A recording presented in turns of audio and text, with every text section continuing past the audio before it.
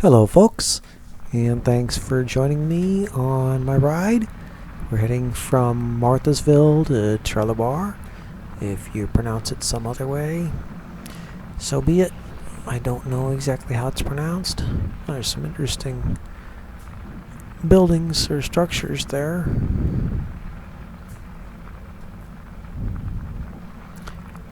So it rained a little bit before this ride. The trail's a little wet, in some places muddy, but fortunately the trail is made, the surface is mostly crushed limestone, which is an excellent surface for bikes if it can't be asphalt or concrete. So we should be good for the ride.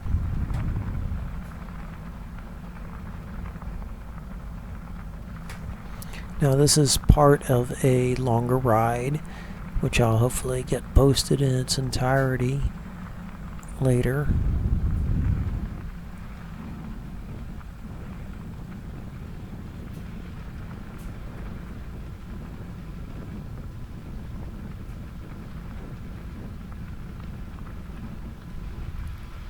Now, I'm narrating the shorter videos I'm doing, but not the full-length video.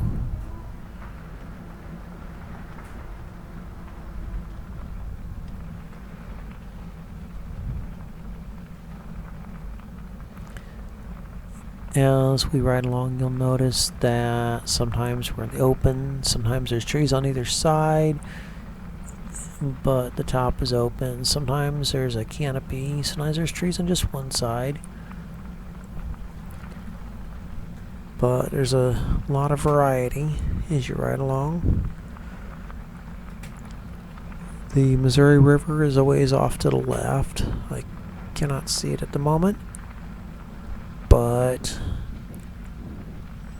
because of the proximity to the river, there's a lot of creeks and streams that empty into the river, and we have to cross those, so there's a bridge over each of those, so a lot of bridges on the trail, which is kind of interesting. You know, the bridges may in general be the same type, but they have different methods of construction. You know, you look at the structure of the bridges, and the structure itself is different. I would guess that the bridges were built at different times, and some of them, I have to wonder if they were used when this was actually a functional train track. Now it's just a former railroad bed for much of its length. Not all of it, but much of the length is along the former railroad bed. Now, we aren't out in the middle of nowhere. There are roads on either side. Well, there are roads nearby. If you can't see it, you can usually hear it. Sometimes the roads cross the Katy Trail.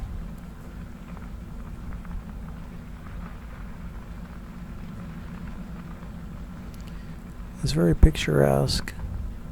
And I apologize, this camera, one of the downsides is sometimes the picture is washed out.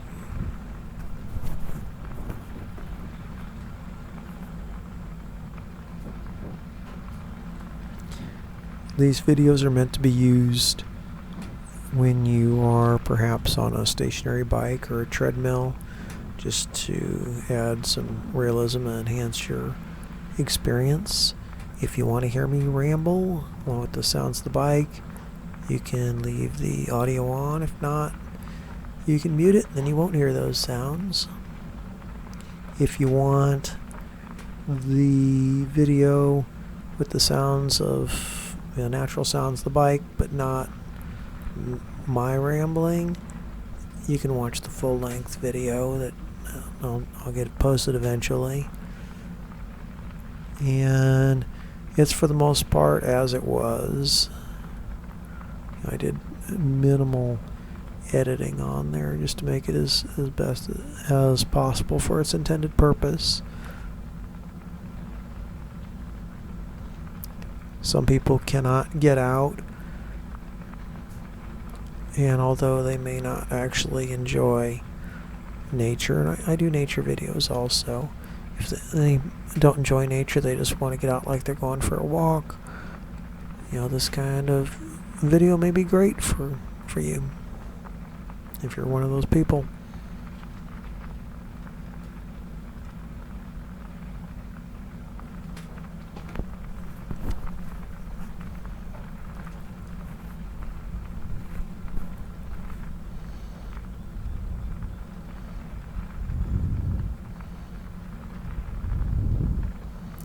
The trail just beckons on and on.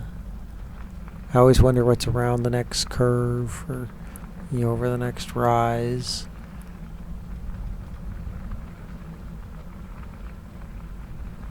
And this isn't the Wild West or anything, so we're not likely to have those types of adventures here. But who knows? I may have some videos like that I'll post later.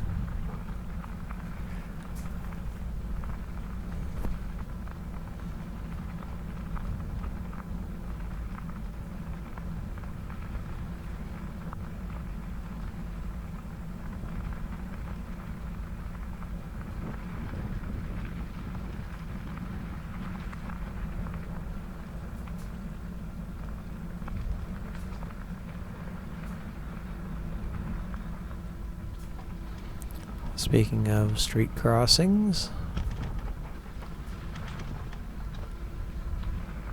now some of the streets, of course, are private drives, but not necessarily all of them. Some of them are public roads.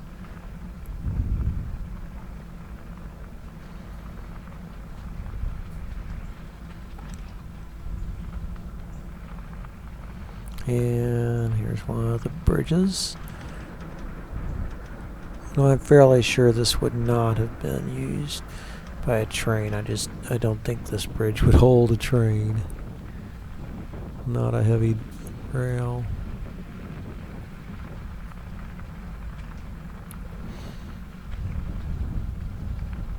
It'd be kind of scary to put a freight train on that.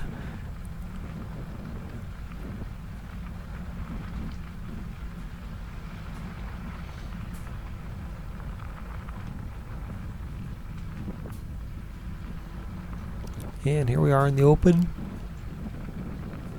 The fields on either side. We get trees on one on both sides. He went from canopy to open. The trees on one side, trees on both sides. Back to the canopy now.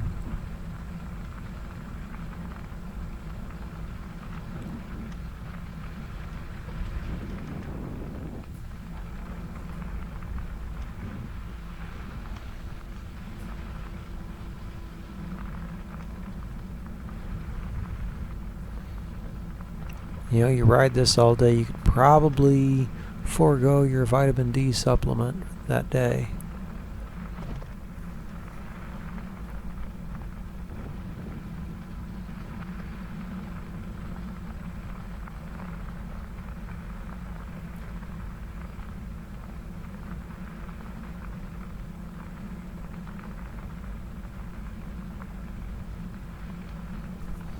There's just about the right amount of traffic on the trail, where you see people,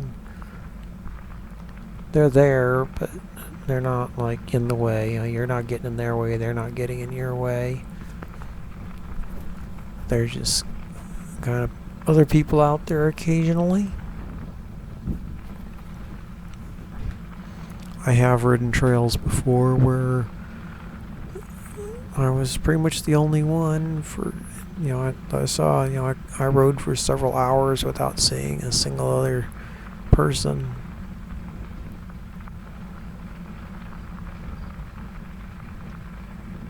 And that may seem fine,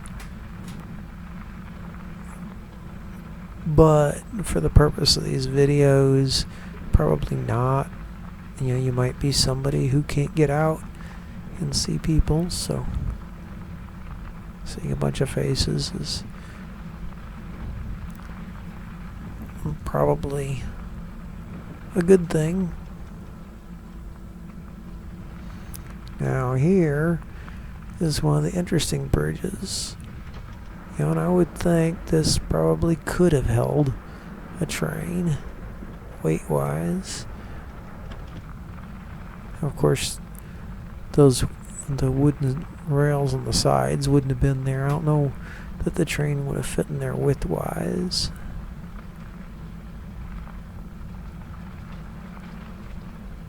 You know, for the engineer, it'd be keep your limbs inside your head inside at all times when traversing the bridge.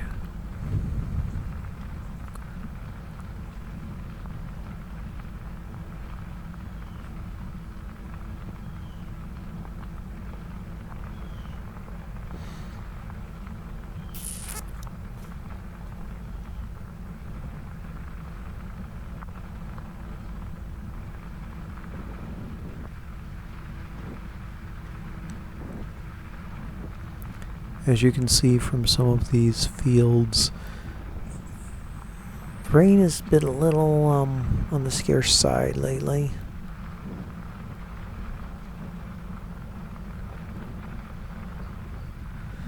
Now, that isn't exactly true.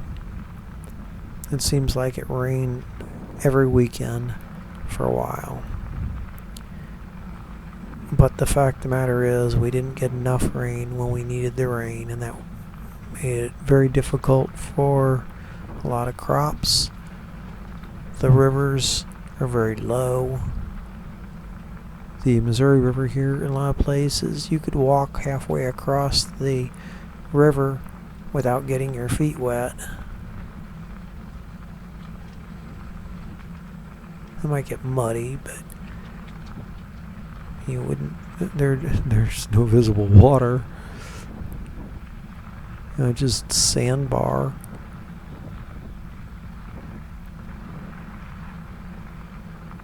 Now, don't take this to mean that you just go walk across the river.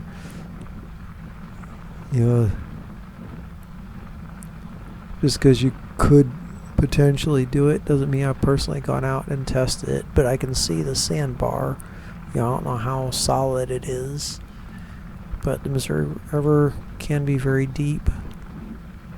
It's not as treacherous perhaps as the Merrimack, but you have to be careful.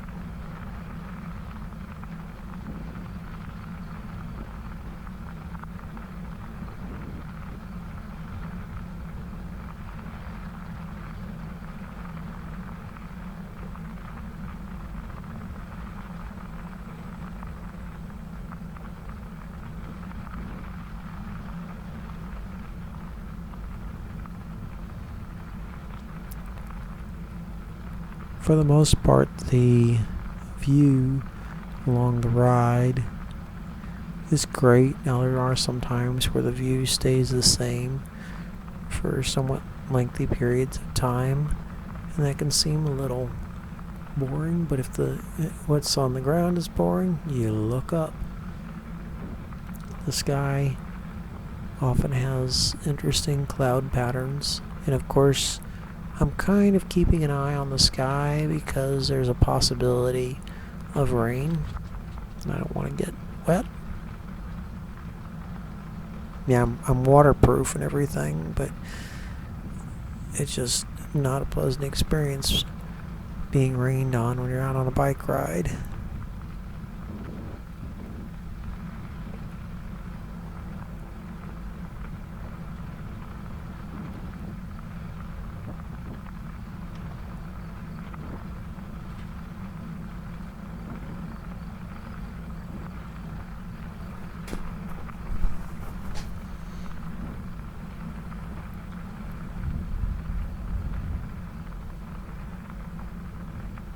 Let's say Route 161.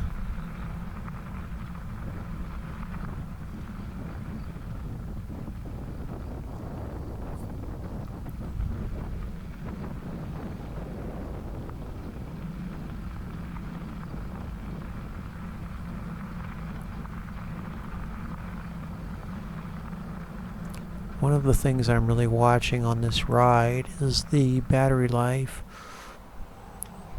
Well, on several things. I've got battery life on my bike and then battery life on the cameras.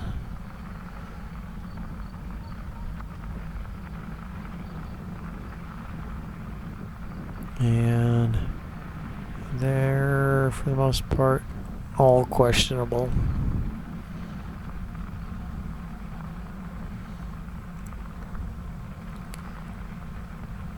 Like all battery-powered things, it's just a matter of time till they let you down.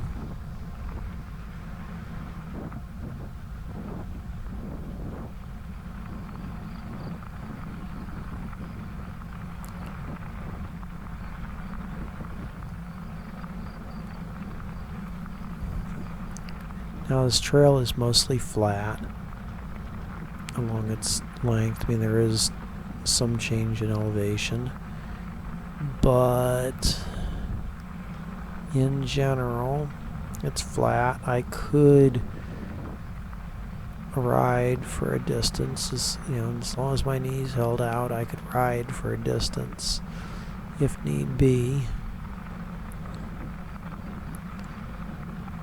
but I'd rather not.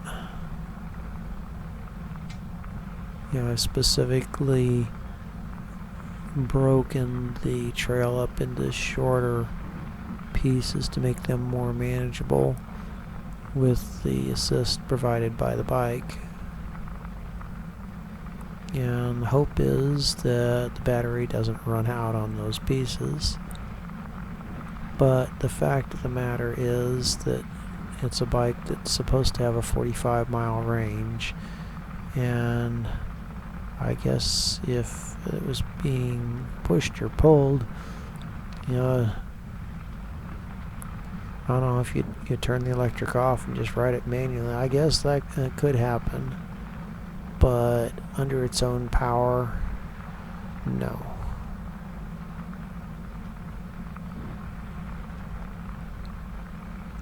Typically about 16.5 miles is what it can do.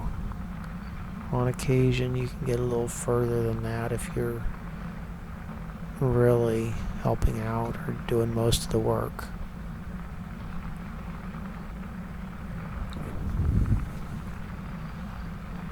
In 45 miles, that would almost be no throttle, no pedal assist, just having the display on.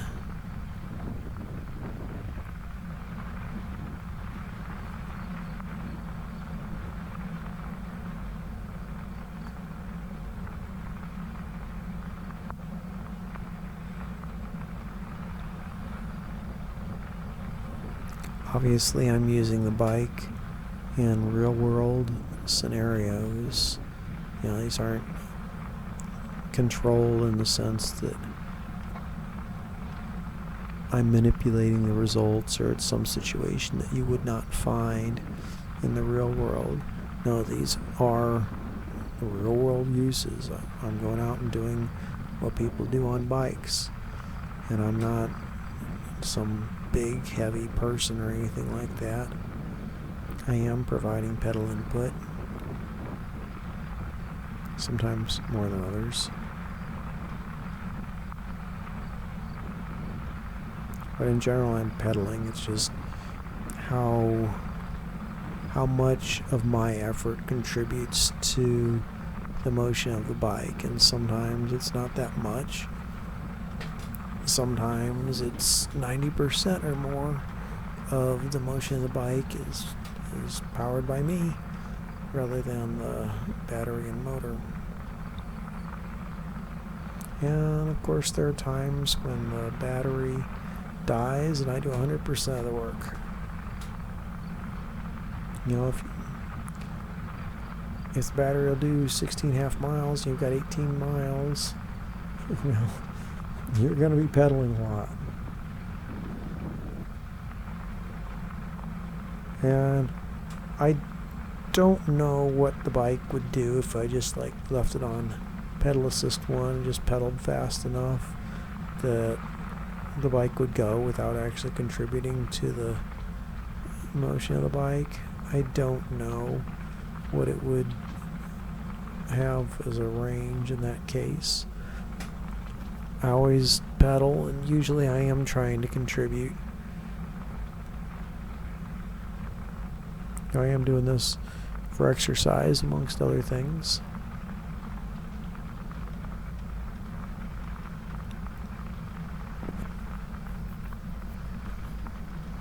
On another occasion, I did ride a little over 18 miles, and the light on the indicator bar on the battery level, that did not come out right.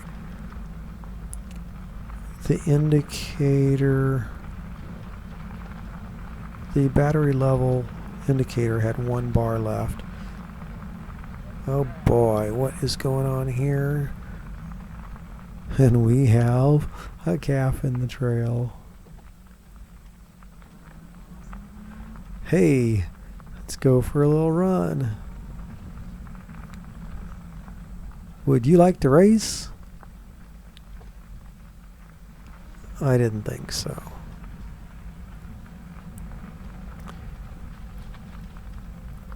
Now, normally, I would have stopped and helped to catch the calf. In this case, as I said, I'm on a schedule. So, there were other reasons too, but I decided not to do that.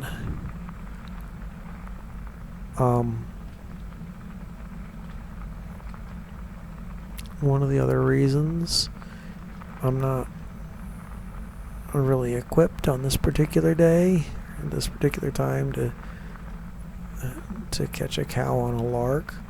If it was an emergency, yes, I could, I suppose.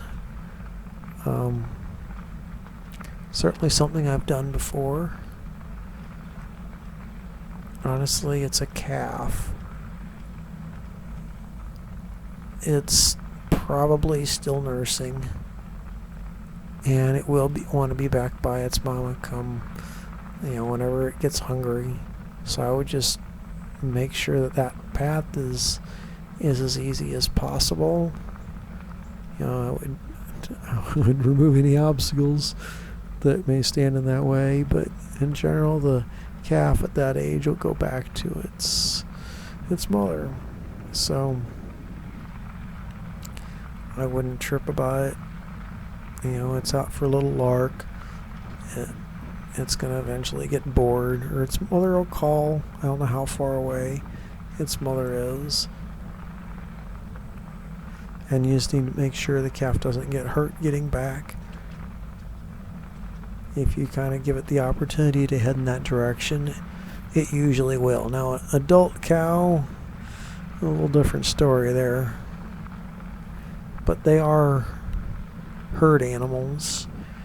Also, they're not necessarily dumb. I mean, some cows are, but some of them are very smart.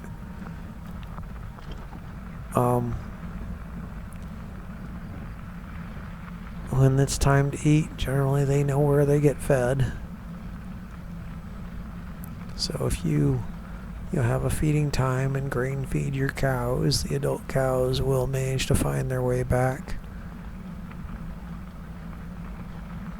But if you have a farm, you should have a dog, and the dog is the ideal way to get the cows and calves back where you want them to be, not a golf cart.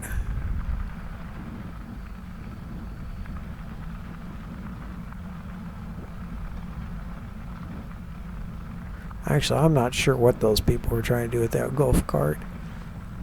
It looked like they'd been there for a little bit.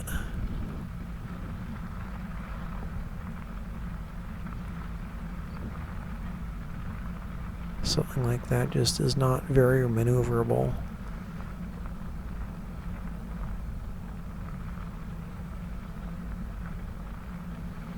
And let me tell you what, if you have a good cattle dog, the cows know the possibilities of the dog, And the dog knows every thought that crosses that animal's mind.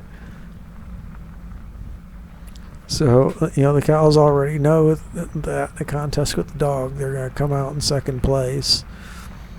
And it's just a matter of how hard they want to do, or how much they want to do, whatever it is they're trying to do.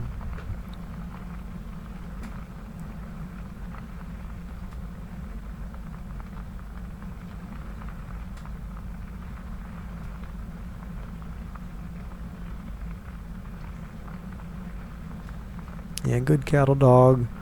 He knows his job. You tell him that, put that cow over here. He knows where the cows are supposed to be. You let him know that it's okay to move the cow back, and he'll do it.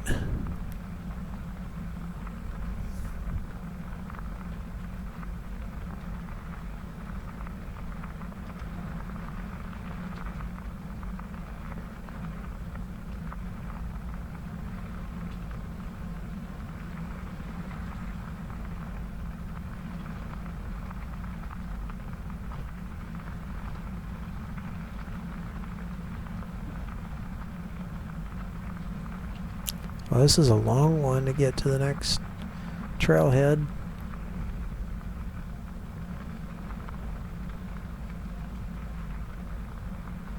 So that calf, yeah, kind of, sort of, a little adventure, a little surprise there. Just, like I say, you never know what's over the next rise or around the next bend.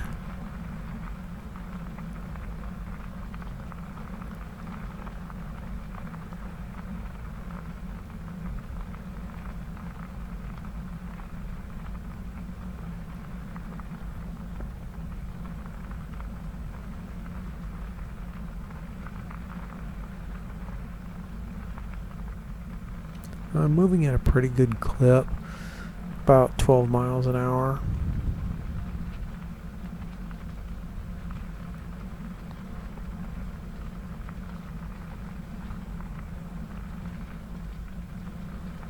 It should be fast enough to get the job done in a timely fashion, but slow enough that I can see what there is to see. As long as I keep up that pace.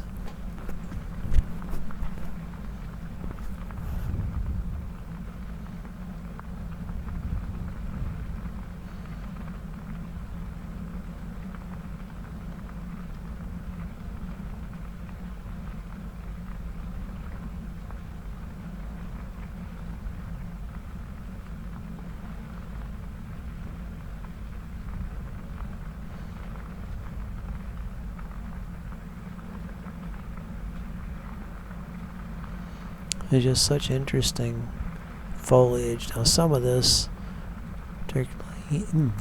particularly on the left, looks more like weeds, kudzu or something.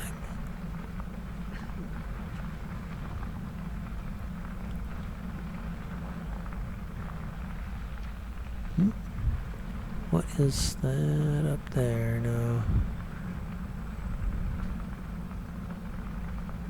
Wow, that's a great big field.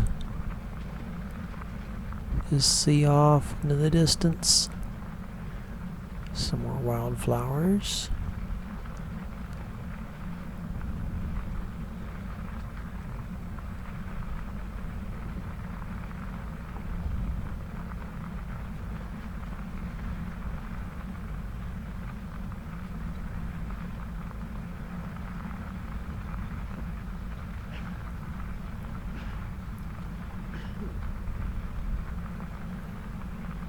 I sure hope you all enjoy these videos.